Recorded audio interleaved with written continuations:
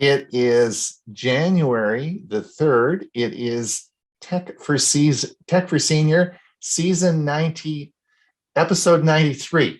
93. Did I get it right, Bob? Anyway, episode 93. We will be moving into season 3 this year. Can you believe it? Hewie, can you believe it? Unbelievable. It was going to be what, just a few, we figured a week, probably a month, maybe 2 months we'd be doing this, and that would be it. Yeah, season 3. So yeah, amazing. So welcome everyone. Welcome to a great show. We have a big show for you today. Lots of interesting things happening. For those of you, you probably know that we are broadcasting this, not just, this is of course a Zoom meeting, but we're broadcasting this over to YouTube. And for those of you over on YouTube, it's a little bit different. We will have about a 50-minute show for you today. And then just prior to our music segment, we'll be ending that broadcast. And if you want to pop over, we've got about 75 people here today. You can pop over. We've got room for you. And if you want to participate in the Q&A. So we'll do the Q&A till about 20 minutes past the hour. And then we'll be moving into our free premiere service that we start at half past the hour. Today on our premiere service, we will be offering Hewie or Dewey, who is actually going to join the meeting a little bit later. Dewey is starting the Silvercom Computer and Technology Club at Silver Ridge Resort, so he's working on that as I speak now. So good luck with their first meeting today. So Dewey's away, but he'll be talking on the internet by satellite. Then the second part will be Android widgets, and Marcia Berkey will be talking about that, and I'll be talking about the misunderstood Fitbit Sense watch, and that will all be at half past the hour on our YouTube channel. So yes, indeed. And now the other new thing that's happening this week, which we're all excited about, is we have, of course, we're starting our podcast. And so you'll be seeing our Thursday meeting, which of course we do on Thursday, will be available in addition to the Thursday meeting as a podcast. Now the podcast is going to come out on Friday morning just to keep everybody a little bit confused, but it will be Friday morning at the same time, and it will be available initially on Spotify, but then will be, as we increase our volume, it will be broadcast to all the different podcasting services. So what that really means is you'll be able to listen to our Thursday show on on a podcast. So if you missed Thursday, you can certainly watch it. And so we're excited about that. And you'll see, I just don't want you to get confused with that, because it's on Friday. We're still doing the Thursday show, so that it will be the podcast that will be aired on Friday.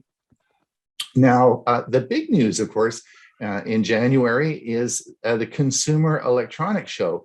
This is Mike Ungerman is keeping me posted on this. And Mike, if you could maybe put in the chat the link, he just sent me the link that you can watch some of the inaugural speeches and things that are happening. But this is the big, huge electronics show that occurs in Las Vegas. And this is where we get all our gadgets from. This is where the show is, all the latest in technology. So it's a pretty exciting time.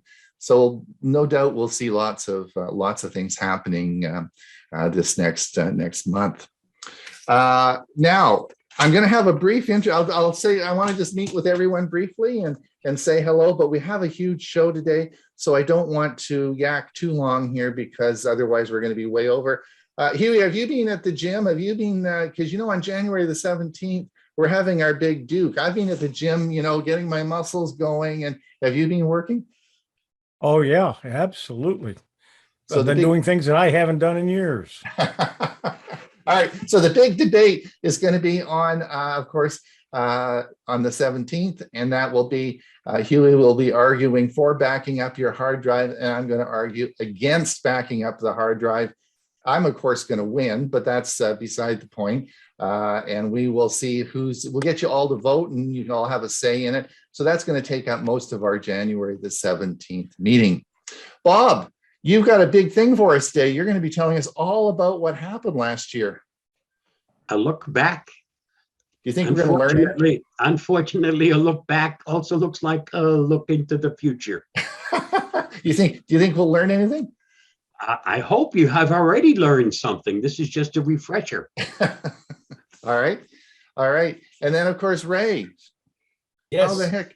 Did you get, you must have got some snow there for Christmas. We got some snow right around Christmas. Unlike you, we did not have any rain. So the snow kind of stayed, and it's the last couple of nights it's been down in the teens. So it's a little bit more icy than ever, but it's only an inch or so it's no problem driving. All right. And Bill, did you get, I know you're probably going to tell us about all the gadgets you got for Christmas, but I'm going to hold that for our Thursday show, so you don't spill the beans, so to speak.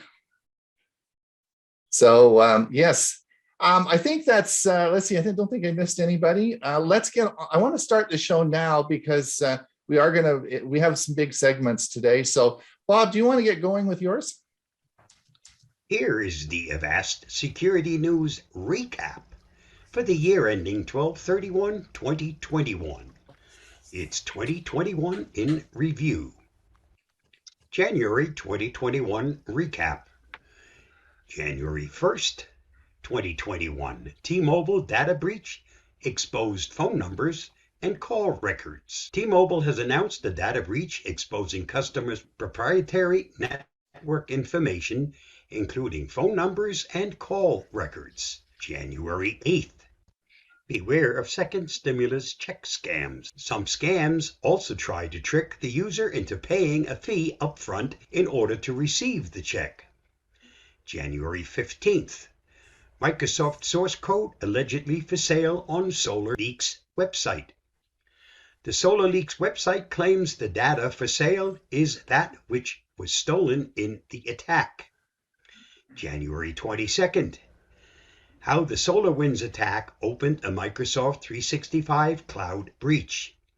These types of attacks are particularly dangerous because the attacker can pose as anyone in the organization and bypass primary security controls. January 29th. Update your iPhone and iPad right now. Apple is reporting 3 security vulnerabilities that have been actively exploited by hackers. February 2021 recap. February 5th.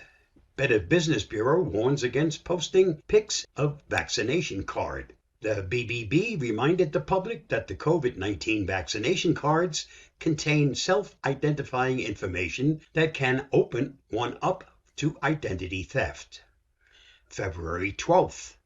Hacked Florida water plant used shared passwords and Windows 7 PCs. The Oldsmar, Florida water plant, hacked earlier this week, used outdated Windows 7 PCs and shared passwords, the Associated Press has reported. February 19th. Uninstall the ShareIt Android app now to avoid critical vulnerabilities. According to researchers at Trend Micro, ShareIt suffers from many fatal flaws that could let hackers execute code on your device, install malicious apps, and more. February 26th. Does Clubhouse share data with China? A report by the Stanford Internet Observatory confirmed that the popular audio-only hangout app Clubhouse has ties to China. March 2021 recap. March 5th. Microsoft Exchange servers hacked. Microsoft informed users this week that a series of attacks have been detected against on-premises versions of Microsoft Exchange Server. March 12th. Hackers breach 150,000 security cameras. One of the hackers told Bloomberg that the group simply found the credentials for a Vergata administrator account publicly exposed online and used that to gain access. March 19th. FaceTime users suffer wave of group call spam. Pranksters are giving FaceTime users a headache with new trend of spam calls joining group calls. March 26th. Acer hit by 50 million ransomware attack. Malicious hacker gang Revil has compromised Acer with ransomware demanding a $50 million payment to decrypt the computer giant's files.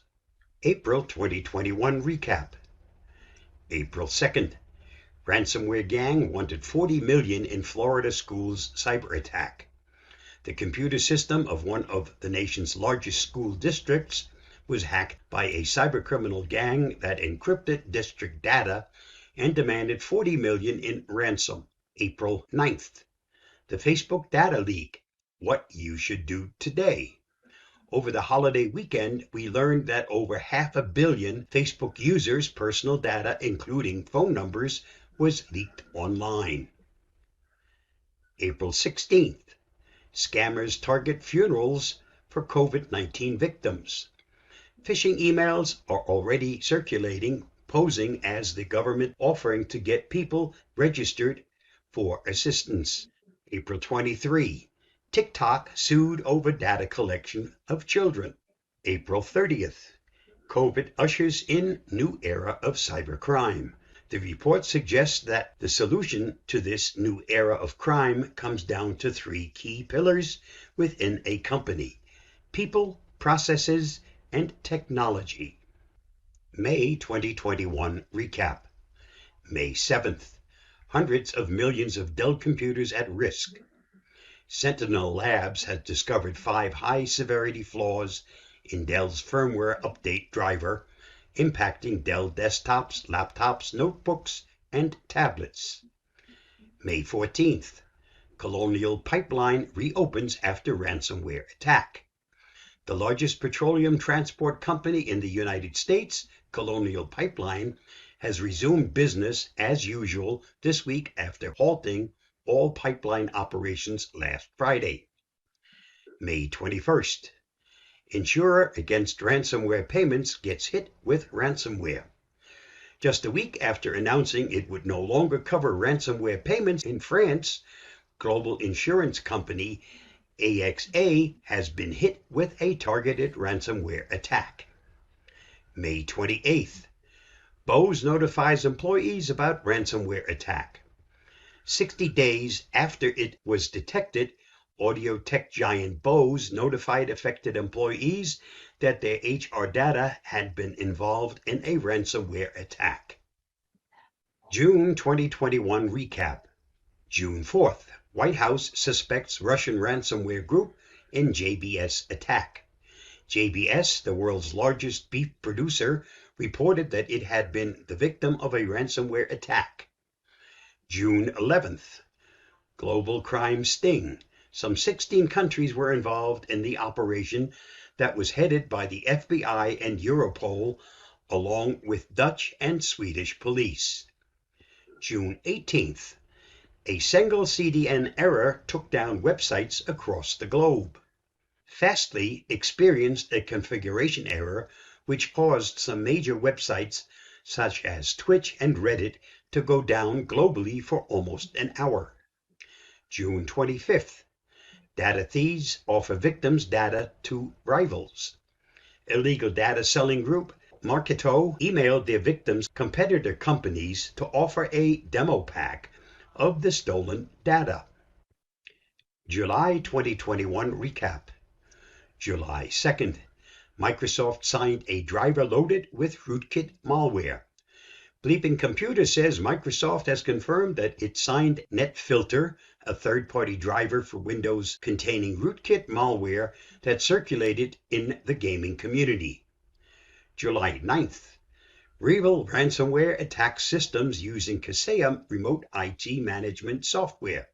Customers who experience ransomware and receive a communication from the attackers should not click on any links. They may be weaponized.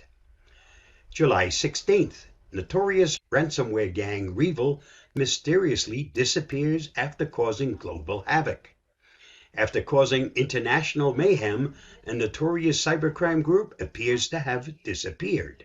723. Nasty Linux Systemd security bug revealed. Affected releases are Systemd versions up to and including 239. 730. COVID cert Vaccine check service halted after data leak. What this points out is that the more of these certificates or passports the government mandate, the more breach vectors are available to the dark side. August 2021 recap. August 6th. U.S. Senate calls out Fed agencies for poor security. After an investigation, the Senate committee found many of the agencies had failed to implement baseline cybersecurity practices. August 13th. Botnet attacks target millions of home Wi-Fi routers. According to Tom's Guide, all vulnerable routers were manufactured by Taiwanese tech company Arcadian. August 20th. Memorial Health System recovers from ransomware. The network reported on Sunday, 8/14, that it experienced an information technology security incident that caused it to suspend all online access across its 64 clinics. August 27th. Microsoft Exchange attacks are back. The attacks this round differ from the Hafnium attacks in that they target a different vulnerability, Microsoft's proxy shell. September 2021 recap. September 3rd. BEC scam swindles $2.3 million from small U.S. town. The business email compromise scam was detected when Conval School District reported it had not received its monthly $1.2 million transfer from the town. September 10th. Howard University cancels classes due to ransomware. Campus Wi-Fi was also taken down. An update to the community on the issue was promised each day at 2 p.m. September 17th. Apple releases patch against Pegasus spyware. Just a week before the newest iOS comes out, Apple released a security update. September 24th. Epic data breach impacts 15 million users. Hacktivist group Anonymous leaked 180 gigabytes of stolen data from Epic's servers, including over 15 million email addresses belonging both to customers and non-customers of Epic. October 2021 recap. October 1st. Bloody Stealer malware attacks gaming platforms. Bleeping Computer stated gamers are usually targeted by threat actors with malware-laced game cheat tools. October 8th. Users scammed by No Time to Die fakes. Hackers are using the film as a lure to find victims. October 15th. Intuit warns of QuickBook phishing attacks. An email phishing campaign impersonating QuickBooks is trying to steal phony renewal payments from users. October 22nd.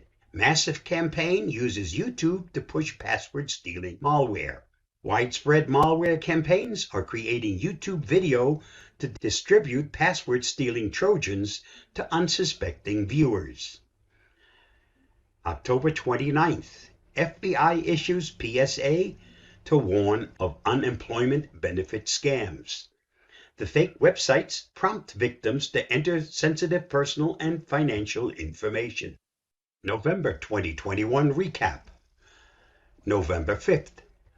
Scammers lie in wait on Craigslist vacation rentals.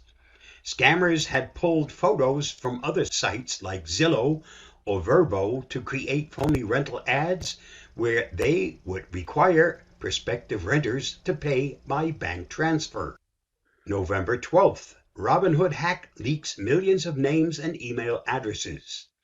On November 8th, a hacker tricked a customer support employee into giving them access to the company's customer support system, which is how they were able to obtain the personal information for so many Robinhood users. November 19th. Plant a tree for every pet picture goes viral. Plant a Tree Company says they deleted their original post after 10 minutes. November 26th. New Windows 0 Day with public exploit lets you become an admin. This vulnerability was discovered by security researcher Abdelhamid Nassiri. December 2021 recap.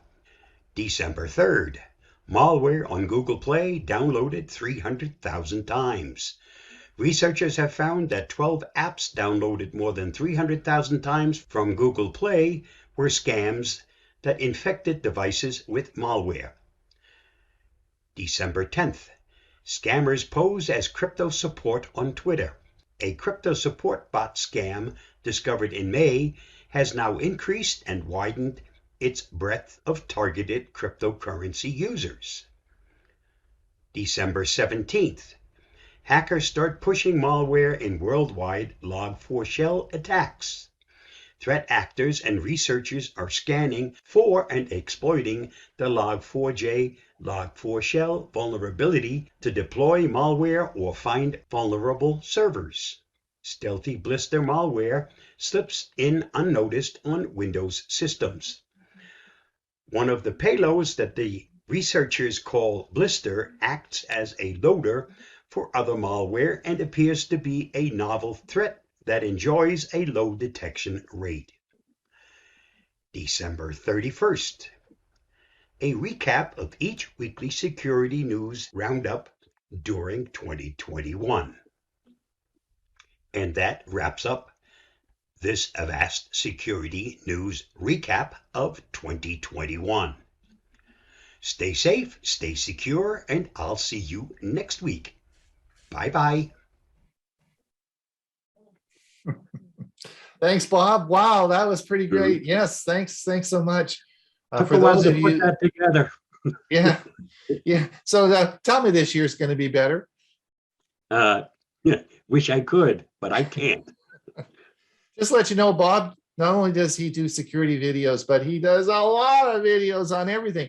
So you can find the links to all his great work and all the things he does in our newsletter, which will be out tomorrow. Just click the link in there and it'll take you to the site, and you can see all the great work that he does. Thank you so much for all you do, Bob. That was certainly enlightening. Thanks so much. All right. I just want to acknowledge that Jim Gould is logged in, and he's from San Salvador, El Salvador. And so we are now broadcasting Australia, El Salvador, Germany, all over the place, United States, Canada. Wow, that's pretty cool. So welcome, Jim. Hopefully you have a good connection. All right. Thank you so much, Ron. It's there you are. Hi. Here. Yeah. Hey. Chris is here too. Yeah, good for you. So how do you made it down safely? Yes, made it down safely, but we have to isolate for some time. So that's what we're doing here.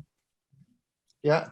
Good. All right. Well, we're just chugging along with the show. So yeah, carry on right. as you were. I just thought this is pretty cool. There are lots of interesting things happening. All right. Let's see I've got a little something for you here. Let me share your, we're going to talk a little bit about something interesting, I think. Is the ECG app going to diagnose? It's Ron Brown with Tech for Senior. How many times have you been watching your favorite video and say, gee, I'd like to send that to my friend? How would I do that? Let me show you the best way to do that today. Well, let's watch the video and see. Now, that was a video called The Misunderstood Galaxy Watch 4 that I made last year. The purpose of this video today is to show you the different ways that you can pass on the links to this video if you'd like to share it. So let's have a look at this and see how it's done. Is the ECG app going to diagnose your heart? So this is the screen that we're watching the Misunderstood Galaxy Watch 4. And if you come to the top, you'll see here is the URL, which is the link to this video. So what we could do is just take this, we're going to highlight it, and we're going to right click and copy this, and then we're going to come over, and I'm going to send an email to my friend Byron and tell him about this great video. So all I have to do is click paste, and copy the URL. And here is the URL of that specific video. Now, one of the big advantages of using Gmail with YouTube is that by placing that URL or the web link into our email, after we send it, the receiver gets a clickable link.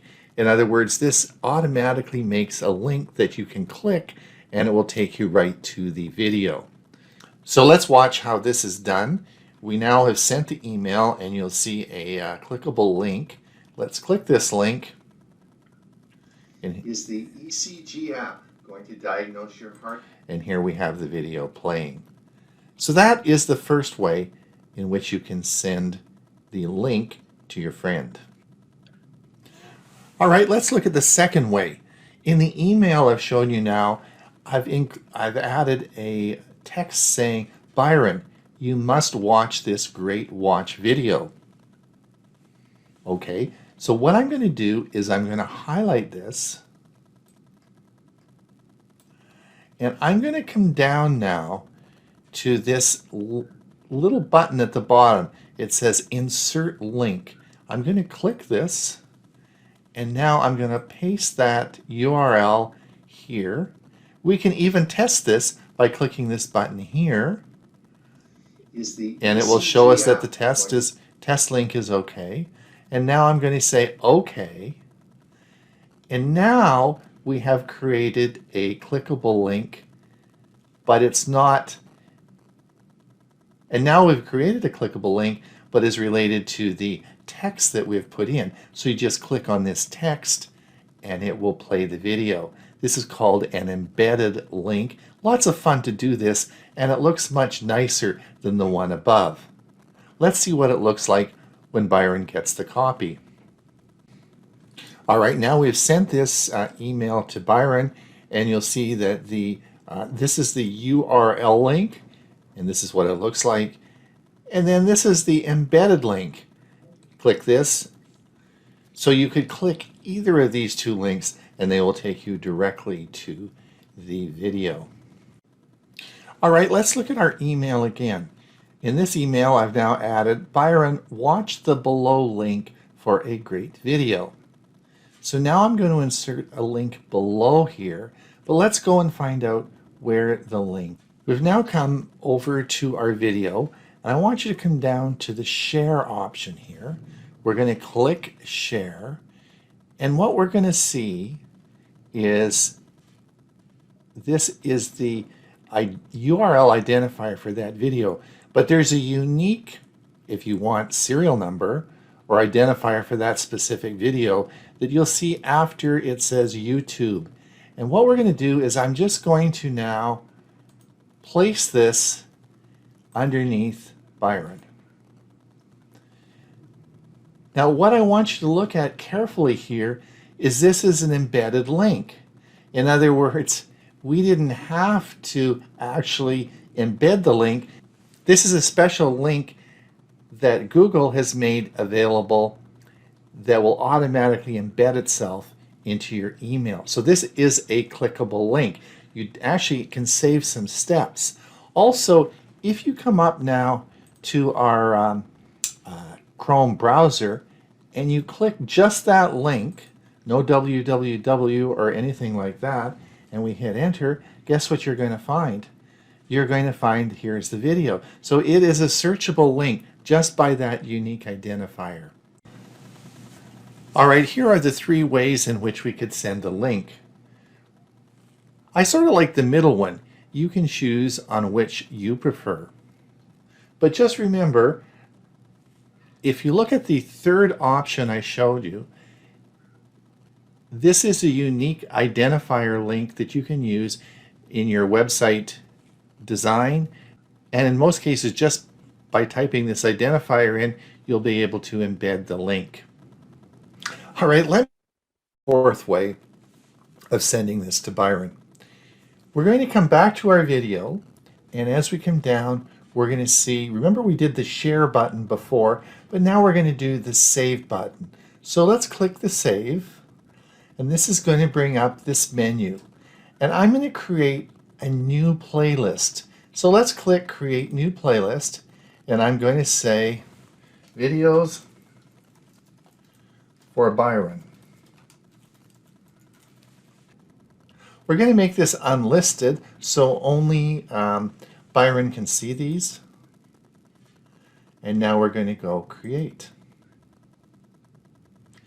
And if we go to save the video again now, we will see the videos for Byron, and we're going to click this and click this now. All right, let's go back to the home screen on YouTube. If you come down here on the left side, you're going to see history, videos. Keep coming down until we see show more. Let's click this. And here we have our videos for Byron. This is where the playlists are shown. So we're going to click on this one, which is videos for Byron, and you'll see here's our video. So what we're going to do is we're going to click on this little link here to share. So what we're going to do now is we're going to share the playlist. This is going to be interesting. So I'm going to click this little button here, and this is going to, of course, give me a URL. I'm going to copy this URL, and let's come back to our letter, which we see here. So when we come back to our email that we're sending to Byron, I've now added, Byron, keep this link for Great Watch videos. So instead of sending him the link to the one video, we're going to paste in this link. And once Byron saves this link, any videos that I add to that playlist, Byron automatically will be able to be updated and see. So this way we can send a lot of different videos as we discover them to Byron for Great Watch videos. Now in the fifth link, you'll see that I've taken and embedded the URL in the fourth link into the sentence. So it now is an embedded link, and I think looks a little bit better. I'm not going to go over how to do that as we just did it in the prior link. All right, the sixth way to do this would be to shorten the original URL link up a little bit. And I've used two pieces of software in the past to do this. I've used a Chrome extension called Bitly or one called tinyurl.com. Both of these are free and available as an extension on your browser. Let me show you how to use Bitly. Now I find with the embedding feature that I use in email, I don't often use these programs anymore, but I just wanted to show you how Bitly works. It's quite easy, it's free, and let me show you how it can shorten the length of a URL for your email. All right, here we are back at the misunderstood Galaxy Watch 4, and let's come up. This is the URL that we're on, and this is what we use to play this particular video. So we're now going to just highlight this, and we're going to come over to this little circle here, which is the Bitly extension that I have installed.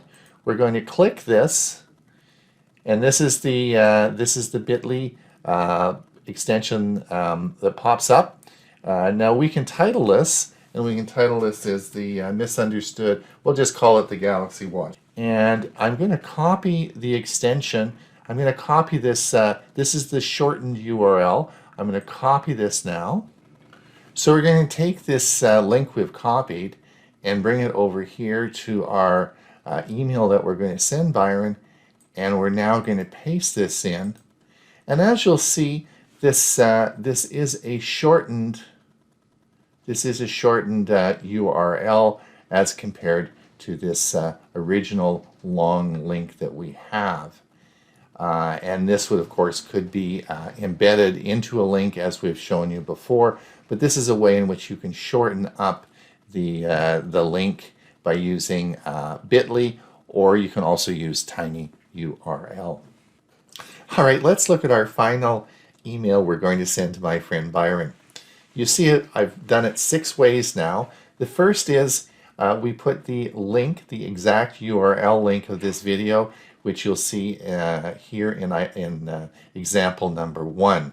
This is the URL that we copied right from our browser into the email. The second thing we did was then we changed this a bit and we embedded the URL link right into text. So in this case, in number 2, Byron just has to click on the link here and it will bring the video right up. In item number 3, we used the unique identifier for the YouTube video that I showed you where to find, and we just put that in, and we saw that it immediately became blue, which made it an embedded link. Pretty cool. We then made a playlist in item number 4. We made a playlist for Byron in which that video was put, and any future videos on watches or whatever I want to put in there, I can just add those, and as long as Byron has this link, it will show all the videos. And the fifth way was we embedded that link in 4 in number 5, and Byron, keep this link for a great watch video. And of course, we embedded it in there, and Byron just has to click that and it'll take him right to the all the videos that we've put in that playlist.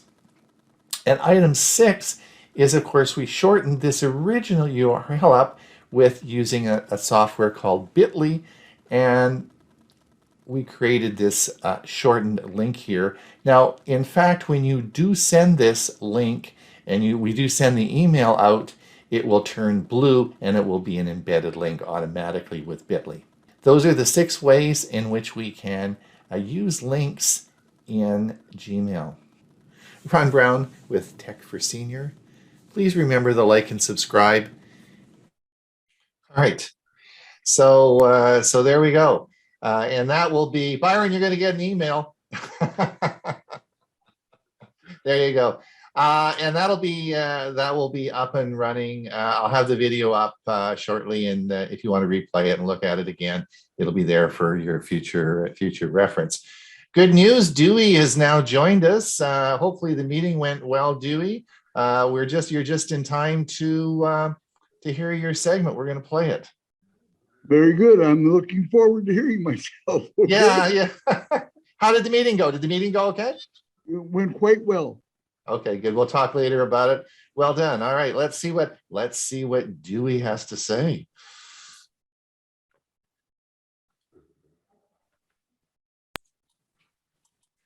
Good morning, friends. I'm Dewey, and my Tech Talk topic for today is 5G fixed wireless access. I ended my last week's Tech Talk, cellular phone 5G, hinting that this week I would speak on cellular fixed-based 5G, which is more commonly referred to as 5G fixed wireless access. When I began writing this Tech Talk, I had no idea of the can of worms I'd be opening. Consequently, you're hearing my third rewriting. The reason is that I had understood fixed wireless access as strictly related to cellular, but I learned that it's also very much a part of the technology of WISPs, wireless internet service providers. There are nearly 3,000 entrepreneurial wireless internet service providers in the US who provide access to individual locations using radio waves as the last link, typically from fiber optic cable. Their professional association is WISPA.org. WISPA's 1,000 members also include the evolving industry that supports fixed wireless broadband connectivity, including equipment suppliers, supported devices, and other components needed to run a successful business. Together, they provide broadband access to over 7 million US customers. Isn't that a surprise? Getting back to cellular 5G, T-Mobile is considered by many as the cellular leader in 5G in the US, but with fixed wireless access, it's a different story. Last week, CNET.com carried an article on T-Mobile's fixed wireless access, which it calls 5G home internet, that asks the question, can a mobile company meet 5G broadband speeds? T-Mobile launched their 5G home internet just last April, and it's already available to a quarter of the homes in 40 US states. That includes over 600 cities, many of them within rural areas. This makes it the most widely available 5G home internet at present in the US. However, it still relies on its 4G LTE service areas, and consequently, its internet speeds are paltry compared to Verizon. T-Mobile has only one fixed wireless access plan, and here's an overview. It costs $50 a month, has no contract, no equipment fee, and no data caps. Maximum speeds are 35 to 115 megabits download and 8 to 23 upload. Also, the company provides a free, relatively sophisticated router. It's called the T-Mobile Wi-Fi Gateway. It's an 8-inch tall combination modem and Wi-Fi 6 router compatible with T-Mobile's networks. It's pictured there at the right. If T-Mobile internet is available where you live, and if you really don't need those blazingly fast internet speeds, T-Mobile would be a good choice. Remember, it's always best to, if you can, to pick a provider that's got a signal where you spend the most time. Of course, and you don't need a T-Mobile cellular phone subscriber. You don't need to be a subscriber in order to get T-Mobile home internet. CNET.com also recently published a story on Verizon's 5G fixed wireless access home internet called Fast Enough for Phones, but What About Your House? Here are some highlights from the article. Verizon's 5G fixed wireless access is currently available in 65 US markets. Subscribers get their internet connection wirelessly from a receiving antenna on their house that picks up Verizon's signal from a nearby neighborhood broadcast antenna. It's way faster than T-Mobile, with some regions hitting near gigabit download speeds. Verizon's 5G home internet is mostly centered around the largest metro regions where the population density makes expansion more cost-effective. Deploying new cell towers is generally faster than wiring entire regions for fiber. And there's hope that Verizon will be able to bring speedier home internet to underserved parts of the country as well. Cost of Verizon's 5G home internet is $50 a month for Verizon cellular subscribers and $70 a month for others. Also, there are no contracts, no data caps, and the necessary equipment is included free.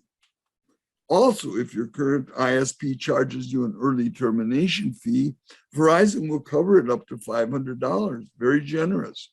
Those of you who are now offered incentive, those who subscribe, now are offered incentives like Disney Plus and AMC Plus free for a year, a free Google Nest Hub Max, and 2 months of free Sling TV.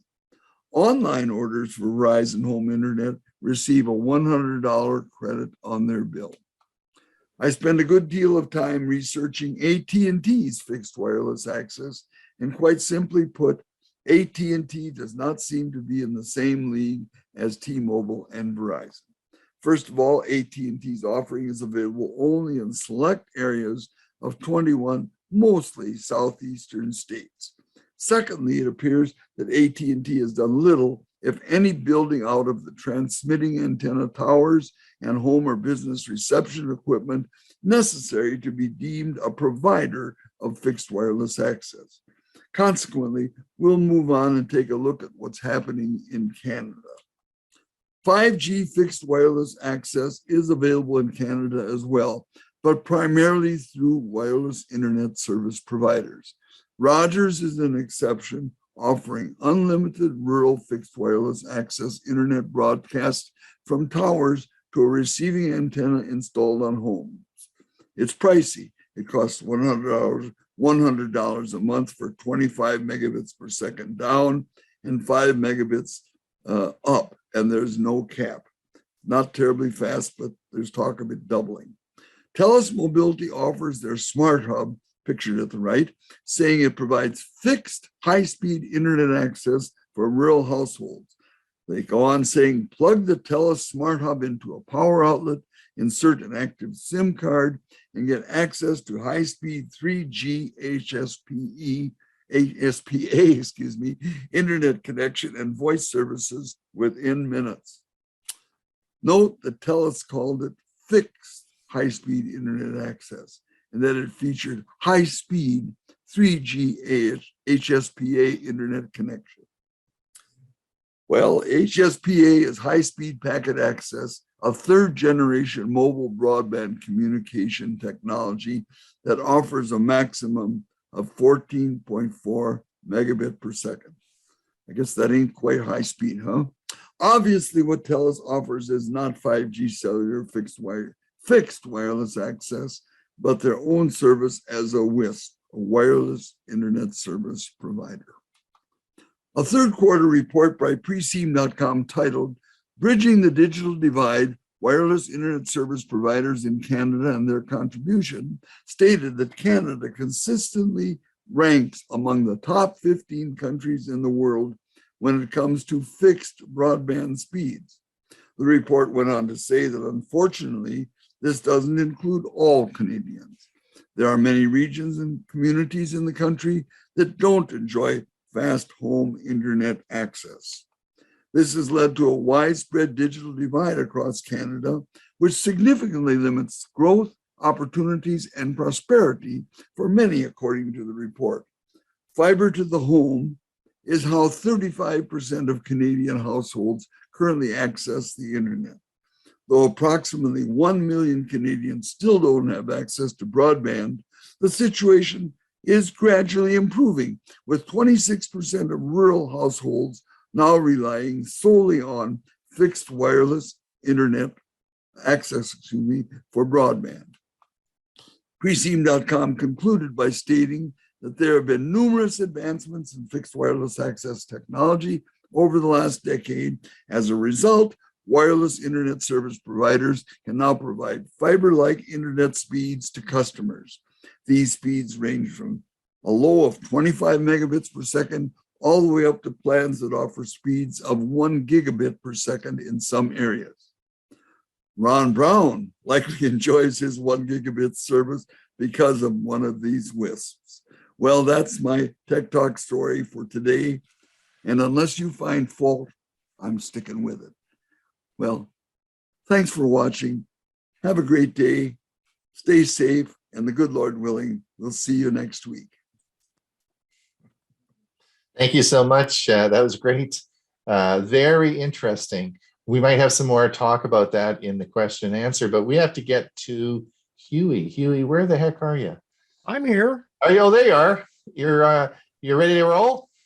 I am, and I do suggest you might have a piece of paper and a pen or pencil handy, because there might be something you want to jot down in my presentation. So let me get set up here. And ready to roll.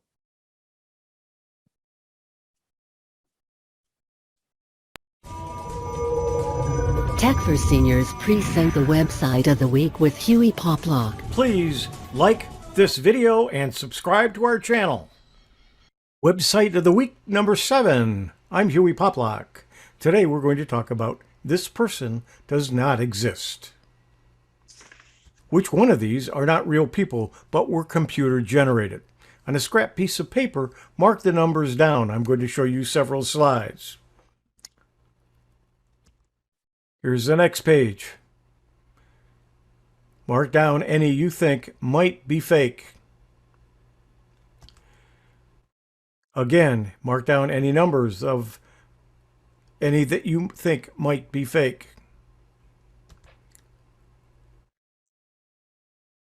And there's one more.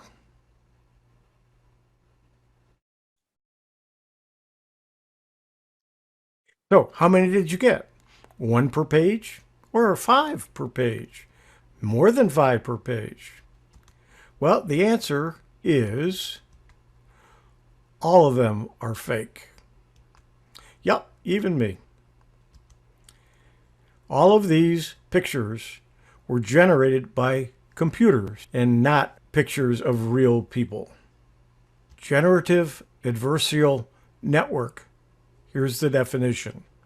Generative adversarial networks, GANs, are algorithmic architectures that use two neural networks pitting one against the other, thus the adversarial, in order to generate new synthetic instances of data that can pass for real data. They are used widely in image generation, video generation, and voice generation. GANs were introduced in a paper by Ian Goodfellow and other researchers at the University of Montreal, including Yoshua Benjo in 2014. Referring to GANs, Facebook's AI research director, Jan LeCun, called the adversarial training the most interesting idea in the last 10 years. GAN's potential for both good and evil is huge because they can learn to mimic any distribution of data. That is, GANs can be taught to create worlds eerily similar to our own in any domain: images, music, speech, prose.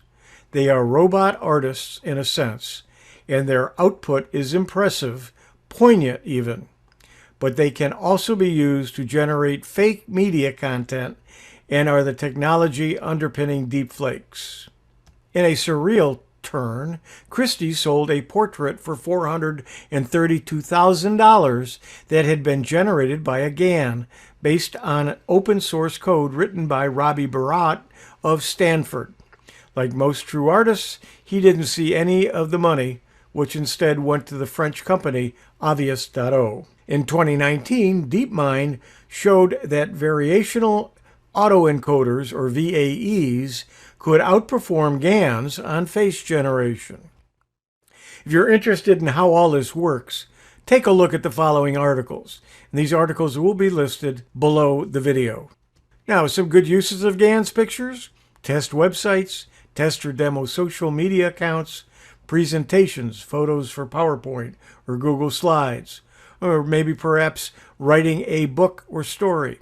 Need photos of people without getting signed releases. And of course, there are many other uses. Now, there's some bad uses of GANs pictures: for a fake website, fake profile for a dating site, fake identity, and again, more. Send this to a friend and let them try to figure out who the family is. Those were taken from the pictures that I showed you earlier. So this has been the website of the week, number 7. This person does not exist. I'm Hewie Poplock.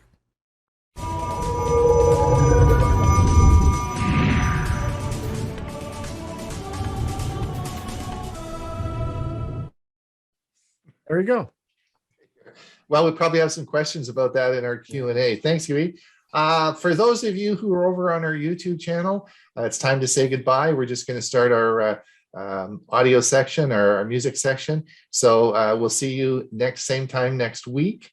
If you want to pop over onto our Zoom channel right now, you can do that. We still have lots of openings. So pop over here and you can participate and listen to the to Ray's music section. But we're going to stop the broadcast now. Ray, are you ready to roll? I hope so. All Let me right. share my screen. Share the sound.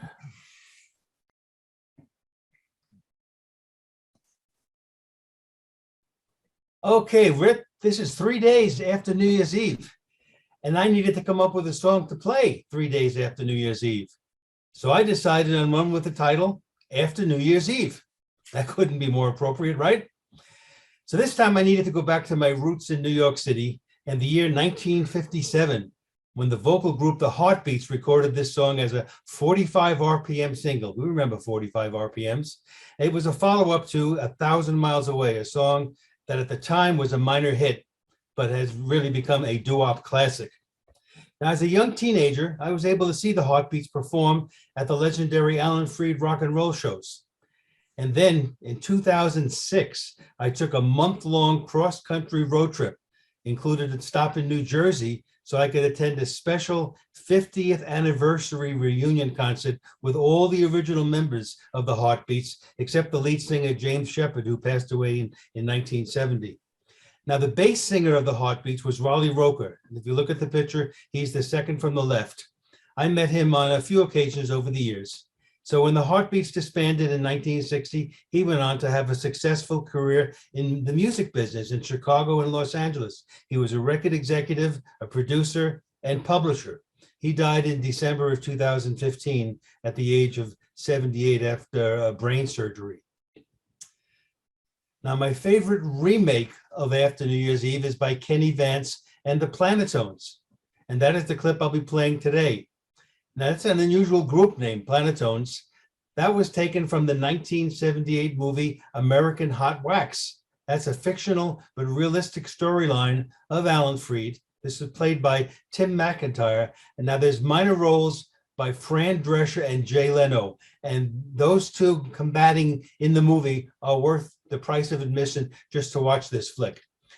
This was supposedly in the year 1959 with promoting the new rock and roll frenzy.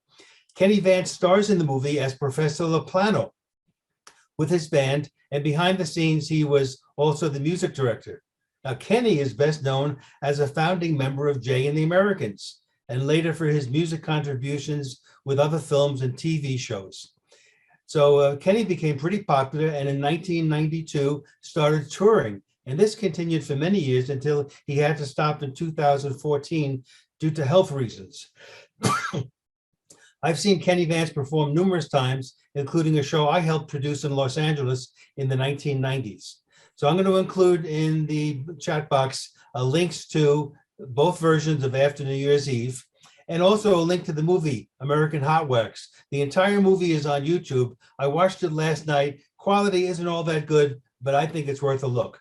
So let me make one change, as I usually do here, to the the video will show well. Tuned in with us today. He's here every week. I see him every Thursday night via Zoom. He's part of a group that I'm part of where we just play music every Thursday night for a couple of hours and really have a good time. So thank you, Wilfred. Very good. I hope everyone noticed that Jim and Chris Gould got up and danced during the song as well. I have their pictures. I have their pictures. I'll be forwarding them. They'll also be posted. There you go. There you go. Well, thank you, everyone. It is top of the hour. We finished right on time, which was amazing. I thought we'd be way over. Thank you so much for coming. We'll be moving into our question and answer period in just a moment. Just a few things. As you know, we will be having our Thursday show this week. Please come and listen. We'll have Tech for Senior Live, usual time. It's not a Zoom meeting. We broadcast it over to Facebook and to YouTube.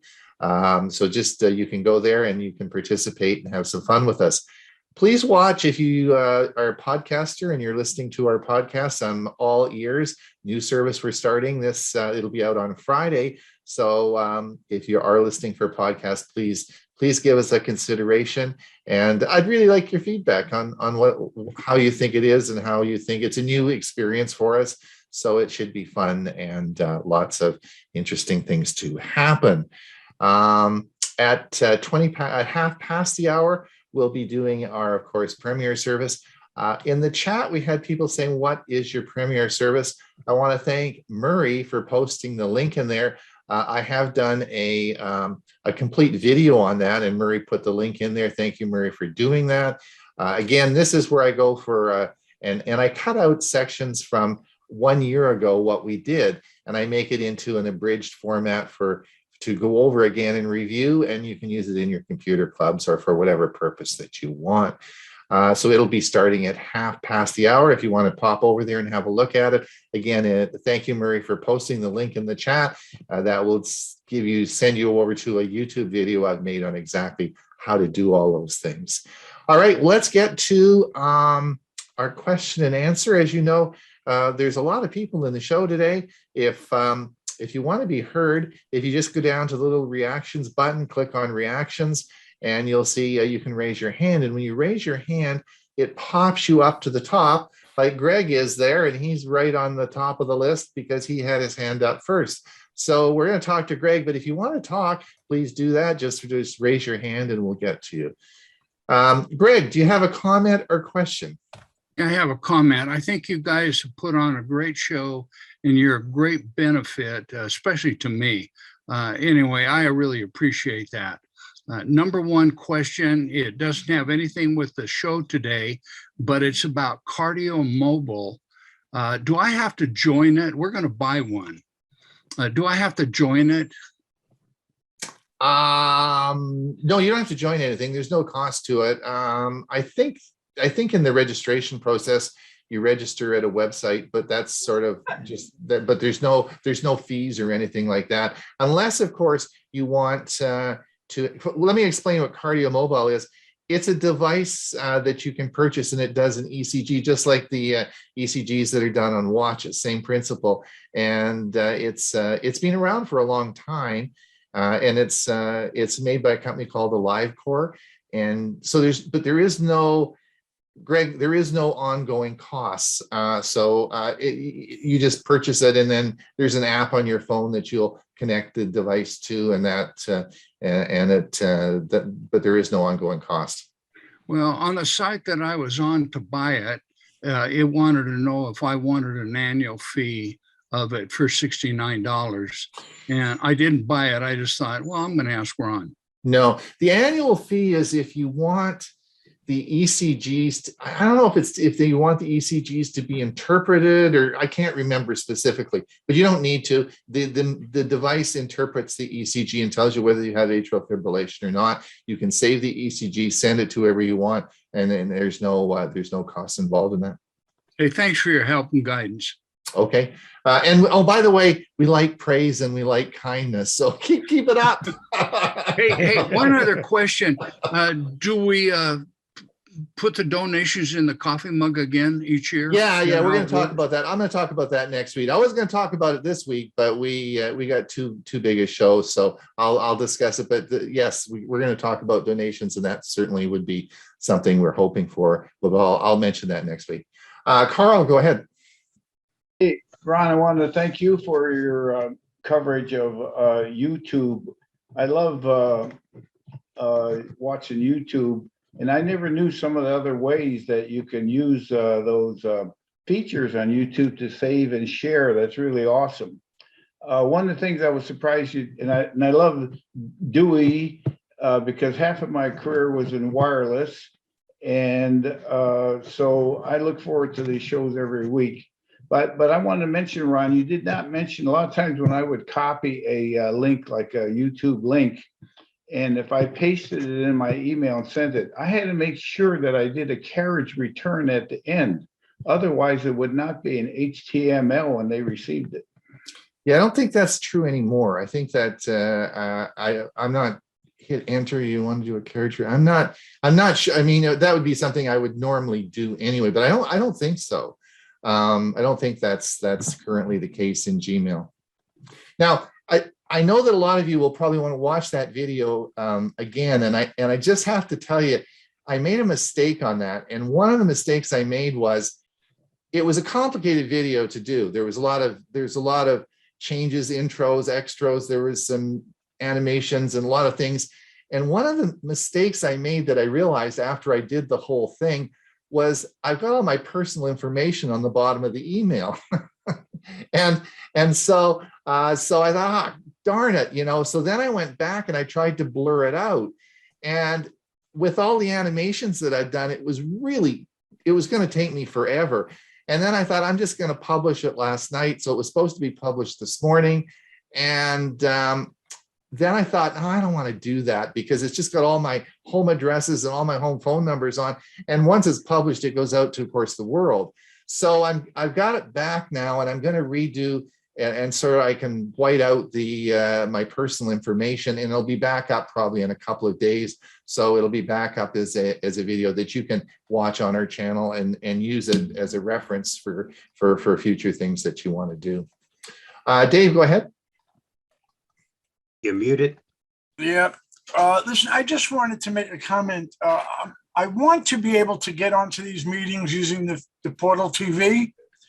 But in order to do that, I need you to provide us with the meeting ID and passcodes. all I've seen is the link, which I've gotten into, but I can't use that with the Portal TV. So that you just need there's no passcode. It's just, you just need the meeting ID number. And that is on our website. If you go to our website and you look at the top there, it should tell you exactly. Go over to Tech for Senior, click on the little link there at the top, and it'll tell you what the meeting ID is. Okay. Or if someone has it, they can just throw it in the chat now. The meeting ID never changes. But the Portal Dave, TV, if you have any questions or any problems, that just email me. The Portal TV will work just fine for will work just fine for it's great. Yeah, we use our Portal TV all the time. It's great. Dave, if Neil, you go look ahead. in the up, Sorry? Dave, if you look up in the upper left-hand corner, there's a green shield with a check mark in it. If you click that, right at the top, it'll give you the ID. Okay, got it. And that'll never change. That always will stay the same. Neil, go Don't ahead. say never. Well, So I have a question. Does weather affect the fixed wireless internet? I'm used to DirecTV, which when we have a thunderstorm goes out. good question. Good question. Where's Dewey? Did Dewey, where are you? Did he leave? Did Dewey leave? No, I see him. Oh, Does it's radio waves, eh? So I don't know. I guess the question really is, do weather affect radio waves? I guess some radio waves. There's a lot of electromagnetic stuff in the air. It could affect it. I guess would be my thoughts on that. I think it's probably unlikely most of the time. I don't know. Anybody got any thoughts on that? It's probably dependent on how close I am to the antenna. Yeah, here in Florida, we get thunderstorms all the time, so that will be one of my concerns. I've got the T-Mobile 5G wireless gateway that I got about a week and a half ago, and I've been testing, sending Dewey the results as well. Right. And so far, so good, but unpublished, there is a way to connect an external antenna to it. If you do that, you void the warranty and may be responsible for replacement if you're messing around inside in the guts to hook up an external antenna. You mess up the device and have to have it replaced. But I am considering that. I probably want to test it during a period of time when we have thunderstorms and see if the speed goes down. So Mike, that'd be great. Could you do maybe a little talk on the show one time about it? This is sort of interesting. You're a good tester. I'm sure you've got lots of information on it. It'd sort of be interesting if you could give us a little chat.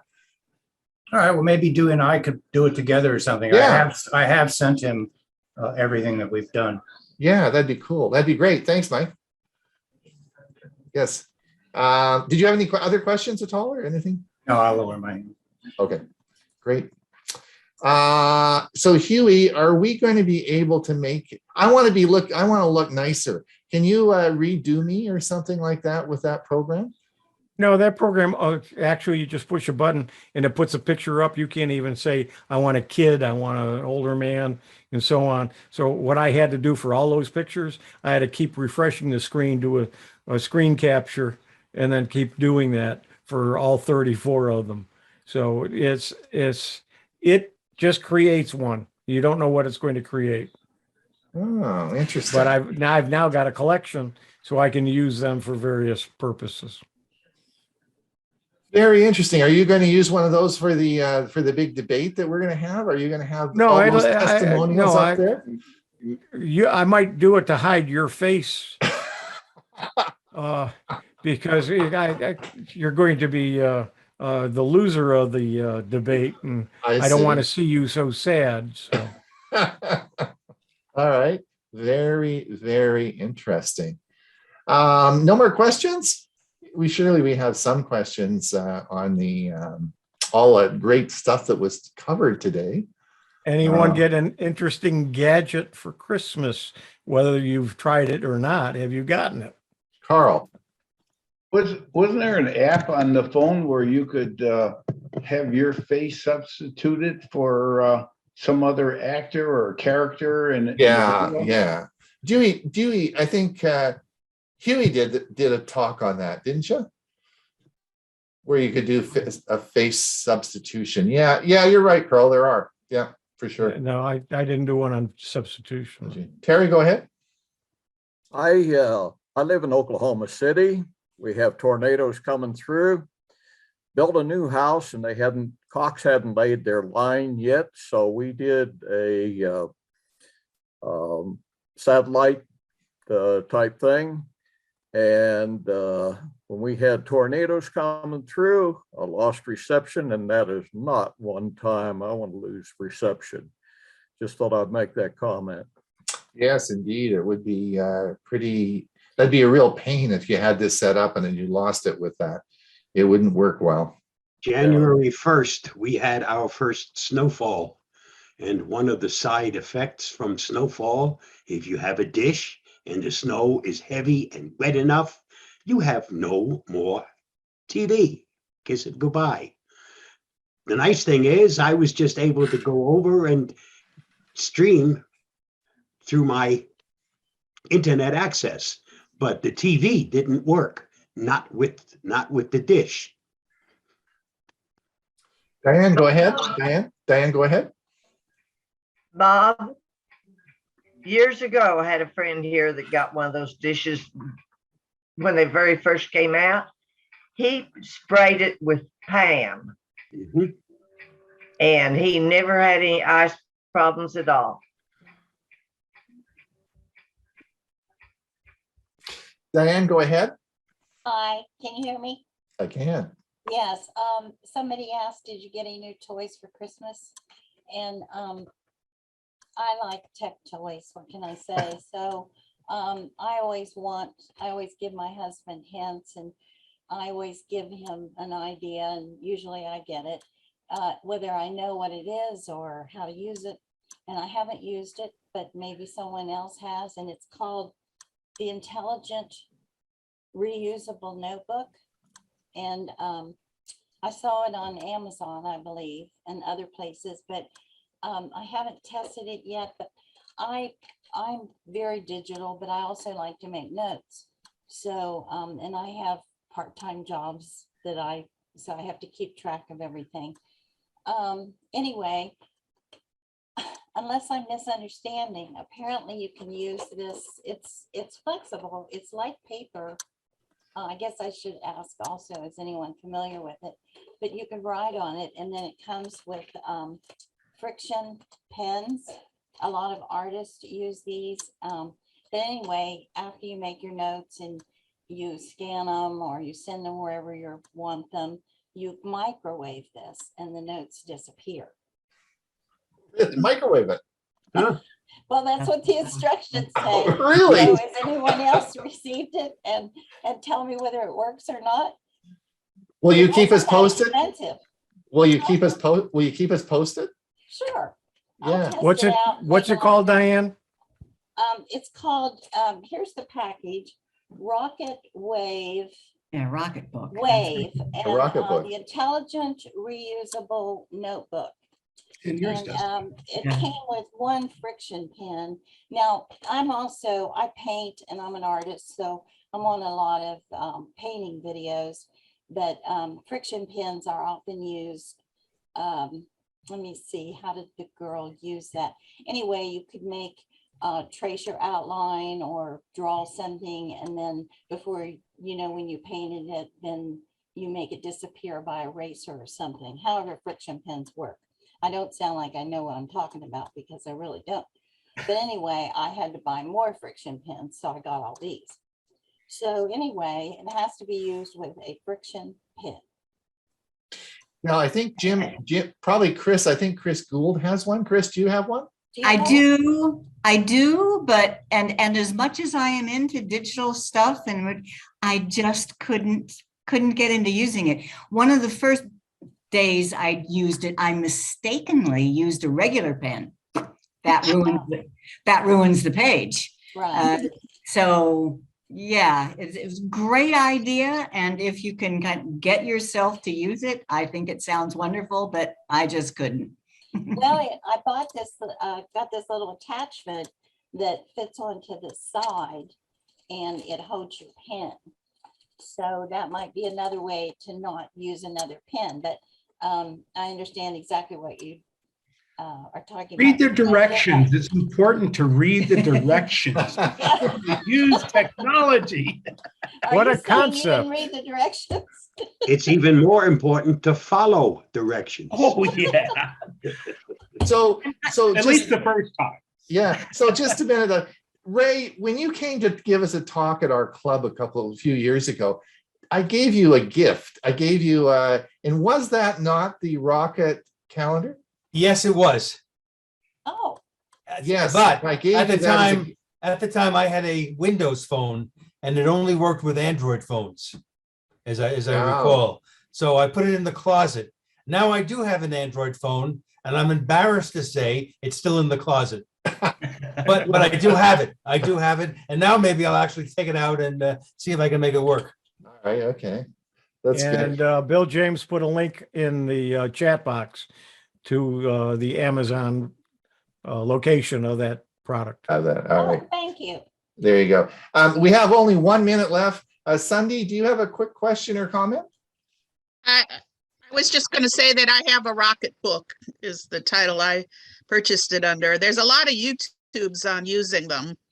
And I'm also a gadget person, and I got to admit, I haven't embraced it as much as I thought I would, but it's a little intriguing. You got to use your smartphone to take a picture of what you've written on the rocket book and so on and so forth, but it's a tool. There you go. Well, thanks so much. It is now 20 minutes past the hour. It is time to leave. We Sandy will. has her hand up too. Pardon me? Sandy also has her hand up. She We just, just talked to her. We just talked to her. Oh, Yeah. Okay. So I want to thank everyone for coming today. We had a really great show. I want to thank Jim and Chris and wish them well on their trip. And I'm glad you got away, and I'm glad you're there safely now. I might even be seeing you later on today. Are you going to come over to Michael's group later on? It depends on what we're doing. We're kind of up in the air right now, but All right. We had to get another COVID test. If it comes back negative, we're out of here. We're out there. All right. Well, hopefully you'll be safe. We'll see everyone in about 10 minutes. If you want to come and listen to our section on our premier service, and I'm not going to repeat all the topics we're going to talk about, but it'll be on in about 10 minutes. So enjoy your time. Otherwise, we'll see you on Thursday. If you want to come and listen to us talk about technology on Thursday morning, podcast on Friday, and another meeting on next Monday. So, all right. And don't forget Huey's Windows SIG on Sunday. Oh, right. Yes, you got a Windows SIG. All right. Bye, everyone. See you next week. Bye. Bye, everybody.